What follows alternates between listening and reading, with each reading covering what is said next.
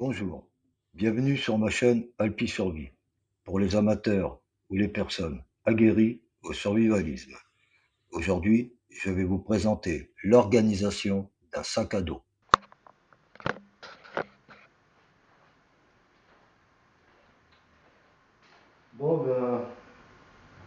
Comme convenu, je vous avais dit que je vous présenterai l'organisation d'un sac à dos. Moi, c'est mon sac à dos, donc par rapport à mon sac à dos, je vais m'organiser. Mais ça peut vous donner un exemple de comment on organise un sac à dos. Comme vous avez vu tout autour, je vous l'avais expliqué sur la première vidéo, tout autour vous trouverez des attaches, des trucs comme ça, dont l'utilité d'en avoir. Alors pour commencer, on va commencer par le fond du sac. Le fond du sac, à l'intérieur, je mets mes vêtements, comme je vous avais expliqué. Donc pantalon, chaussettes, serviettes, trousse de toilette, etc. Ça va à l'intérieur. Je le mets pas. Maintenant, je ne vais pas vous montrer. Hein. Juste comment le sac. Je ne vais pas vous poser les trucs tout de suite. Ça va prendre trop de temps. Donc en bas, tout ce qui est vêtements et ainsi de suite. D'accord? L'autre partie à l'intérieur, on va faire d'abord tous les intérieurs. Hein. L'autre partie à l'intérieur, on met sac de couchage. Alors moi c'est pas sac de couchage. Moi c'est un hamac. C'est pas une tente. En fait c'est un hamac qui fait tente, les deux. Hamac tente. Très bon sac. Il va à l'intérieur.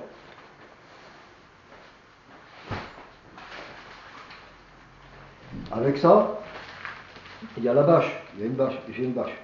Pareil, j'ai une très bonne bâche. Elle est super grande et voilà, elle est très très bien. Et j'ai aussi mon sac de couchage. Pareil, avec les fixations, tout et tout. Pareil, à l'intérieur.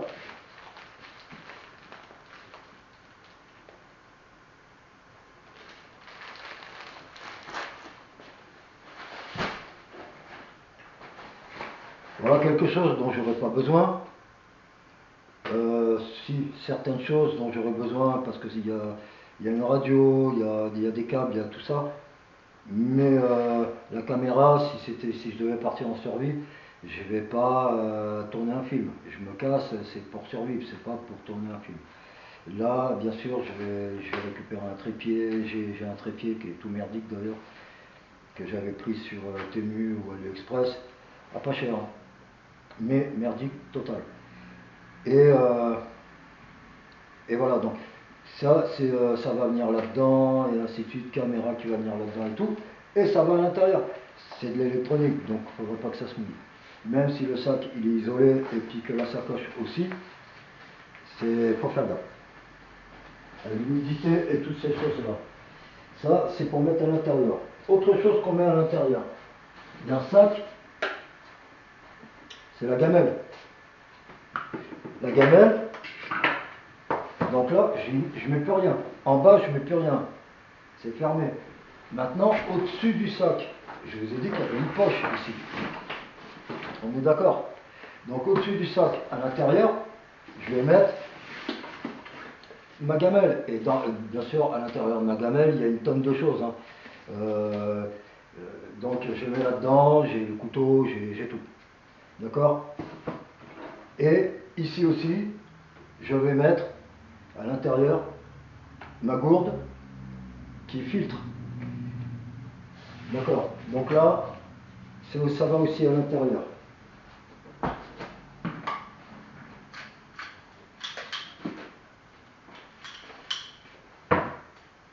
Ensuite, ce qui va à l'intérieur, dans une des poches, de ce côté, ça va être, non, c'est pas une flûte, c'est un barbecue. Je vais le mettre là. Ça, c'est mon réchaud, qui me servira aussi à charger un téléphone, ma radio, ou la caméra, ou d'autres trucs. Tout ce qui peut être USB, ça devrait recharger tout ça. Ça ne devrait pas, ça le fait, ça recharge.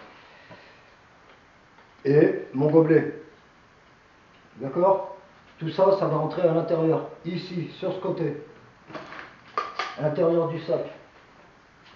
Et avec l'organisation, du coup, je sais exactement où se trouvent mes affaires.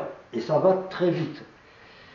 L'autre poche, donc de l'autre côté, ça va être la boisson. 1 litre d'eau, 1,5 litre d'eau, il faut que je la mette là. Le sac plein, à la fin, il fait, une fois que je l'ai bien chargé, il fait entre 16 et 17 kilos. Ça me permet de pouvoir, ça me permet même d'acheter encore à manger. Et vous voyez, le but de pouvoir faire ça, c'est que à l'intérieur, je peux encore peut-être ajouter un petit sac où je mettrai de la nourriture dedans. Pour pas que ça vienne se fourrer partout, je prends un sac, je le mets dedans, un petit peu de truc. D'ailleurs, je vous montrerai le sac, il fait à peine 15 litres. Donc de là, je le mets dedans, puis c'est réglé. Maintenant, j'ai fait tous les intérieurs. On va faire les extérieurs. On va commencer par le haut. Par le haut, la pharmacie. Et ça aussi, c'est un sac de survie. Et avec le sac de survie, j'ai rajouté deux couvertures de survie. Et pas les couvertures de survie qui sont toutes grises. Non, j'ai pris celles qui sont toutes chromées. J'ai pris celles. Moi, je suis encore sur les anciens modèles où les couleurs ont une utilité. Donc or et style argent et style chromé. Voilà. Donc de ce côté, au-dessus, à l'extérieur, c'est la pharmacie accès rapide. Je vais les mettre là, au-dessus. Ensuite, ici, j'ai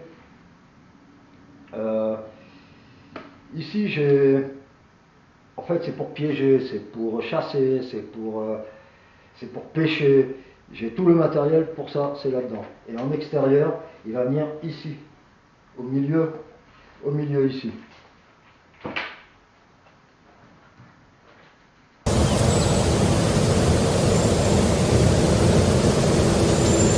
Bien, je continue. Alors, je vous ai montré ici que au milieu, entre les deux porte-bouteilles, je mets donc tout ce qui est piège et ainsi de suite. Ça, c'est le haut d'un kawaii, d'un pancho, c'est contre la pluie. Et ça, c'est le bas. Ici, j'ai un sac. Alors, on voit bien que à l'intérieur de cette sacoche, il y a une pochette en extérieur. Et à l'intérieur de cette pochette, il y a un sac à dos. Ce sac à dos, il fait 10-15 litres, je crois. Et en fait, le but d'avoir ce petit sac à dos, c'est de laisser celui-là à un endroit bien caché, de prendre celui-là, de partir en ville ou crapahuter pour essayer de trouver, je ne sais pas, des piles ou aller savoir quoi, ce que vous avez besoin, une boîte de conserve ou quelque chose comme ça. D'être léger et de pouvoir vous déplacer rapidement. Donc, se déplacer rapidement avec ça, n'essayez même pas, ça ne fonctionne pas. Mais un petit sac comme ça, vous le mettez dans votre sac. Vous voyez, ça ne prend pas de place, ça rentre à peine dans une petite pochette. Et vous avez ce petit sac à dos qui va vous permettre après de récupérer certaines choses qui en fait peuvent vous être utiles. De la nourriture, même en termes de... Là, on n'est pas en mode survie. Je pars en forêt, je vais n'importe où, en forêt, ou même je vais en balade et puis je trouve une maison abandonnée, je m'installe pour la nuit. Bon, j'ai rien à manger, je pose mon sac, je le cache, je me prends ce petit sac, je pars avec mes papiers et tout, et là je peux aller à me déplacer facilement. Donc, ça aussi, comme c'est des éléments contre l'intempérie, la pluie ou ces choses-là, ça va venir en extérieur. Il faut que j'ai un accès rapide à ça. Donc, d'un côté, je vais mettre le bas de mon kawaii, Et ici, de l'autre côté, en extérieur, je vais mettre le bas de mon kawaii.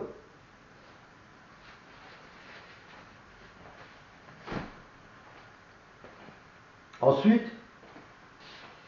qu'est-ce que je mets en extérieur? Ah oui, mais cette fois, je vais le mettre plutôt ici, voilà, j'ai le sac à dos, il est sur mon dos, et ici j'ai les sangles. D'un côté, c'est pareil, il faut que j'ai un accès rapide pour mettre mon chapeau de brousse. Donc là, comme je vous ai montré, j'ai une attache et je vais venir le mettre là. De l'autre côté, pour un accès rapide, je vais faire la même chose, ici. Ah non, c'est par là, c'est là. Ici. Vous voyez? Donc ça aussi, ce sont des choses que je mets en extérieur, en accès rapide. Je ne vais pas chercher à l'intérieur de mon sac pour me dire oh ben il me manque une paire de gants, où est-ce que j'ai mis mes gants, où est-ce que j'ai mis mon chapeau. Je l'ai directement sur moi. Ça c'est une chose. En plus, qu'est-ce que je mets encore en extérieur? Ça c'est intérieur, intérieur, intérieur, intérieur. Bien, je crois que j'ai fait le tour. Là, ici, il me reste 2 tendeurs.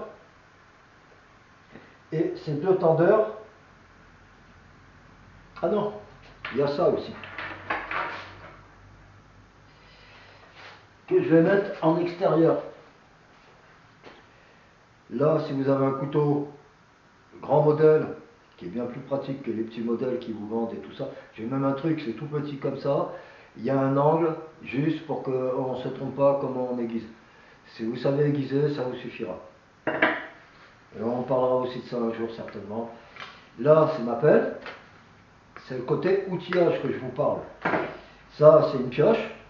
Alors, je ne vais pas me balader avec une branche ou un manche de pioche. Hein. Je vais prendre une broche en forêt et il me servira de manche de pioche pour cette pioche. Elle n'est pas lourde en plus. Et ça, ça a été fait, en fait, c'est artisanal. C'est même chinois artisanal. Mais il est très très bien fait. Hein. Et là, ma scie, dont j'avais acheté et que il n'y avait que la scie, il n'y avait pas la sacoche. Alors ça c'est en extérieur aussi bien sûr. D'un côté je vais mettre, alors c'est de ce côté il me semble, ouais. Donc de ce côté je vais mettre ma pioche et ma scie, ça va venir là, côté pioche, côté scie, ou inversement je ne sais plus. Peu importe, enfin si je sais, mais voilà, c'est de ce côté, c'est sur le côté. Là, il y aura la scie. Là, il y aura la scie. Et ici, il y aura, non, ici la scie et ici la pioche. D'accord? De l'autre côté, ici, toujours en extérieur, je vais installer, d'ailleurs, je vais remettre celui-là. Je vais remettre le chouchou, pendant que j'y suis.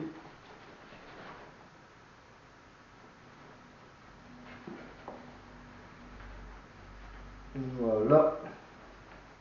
Donc d'un côté, il ne va pas tenir le sapin, il glisse. Bon, de toute façon, je le mettrai. De ce côté, je vais mettre donc ma pierre à aiguiser, ici, et ici, je vais mettre ma pelle qui fait pioche. Voilà, donc ça reste en extérieur, et en même temps, c'est bien plus pratique parce que j'ai un accès direct. Vous voyez que je n'ai pas tout à l'intérieur ici. Il y a beaucoup de choses aussi que je mets en extérieur. En mémotechnique et en visu, ça me permet aussi d'avoir tout de suite un accès. Voilà. Et pour finir, tout ce qui va se trouver là, en extérieur, je vais prendre, et ça c'est parce que j'ai ça, et ils font 1 mètre de long d'origine, et en réalité, si on les tend, ils peuvent atteindre 1,50 m pratiquement, peut-être un peu plus. Ce qui fait que rien qu'en tendeur, j'ai pour environ 3 mètres. Je pourrais presque étendre du linge en m'accrochant d'un côté et de l'autre. Et bien je vais entourer comme ça, faire un tour autour, et puis je vais les crocheter. Et pareil pour là, ici, je ferai le tour ici au-dessus avec l'autre, et je le crochette. Ça, c'est que la présentation de l'organisation du sac. Parce que la prochaine vidéo, je vais prendre tout ça et je vais l'installer. Et je vous ferai la vidéo et je vais vous montrer exactement, quand c'est mis sur le sac, à quoi ça ressemble. Voilà. Alors, bien sûr, il ne faut pas que quand vous portiez le sac, il ne faut pas que ça fasse gling, gling, gling, gling. Il ne faut pas non plus que le sac il soit dévié, il faut quand même qu'il y ait un certain équilibre. Donc il faut que tout ça, ça soit bien tenu. Parce que quand vous l'aurez sur le dos, il ne faut pas que ça se promène. Voilà. Donc voilà, je crois que je vous ai un petit peu présenté maintenant l'organisation du sac. J'ai fait le tour de ce qu'il y avait. Prochaine vidéo, comme je vous ai dit, je vais tout mettre dessus. Et j'allumerai la caméra, je vous montrerai, ça sera la 3e vidéo, je vous montrerai comment tout est installé dessus. J'ouvrirai les poches, tout ça, au début elles seront fermées, vous verrez tout ça. Maintenant, ciao ciao et à la prochaine vidéo. Merci, bye bye.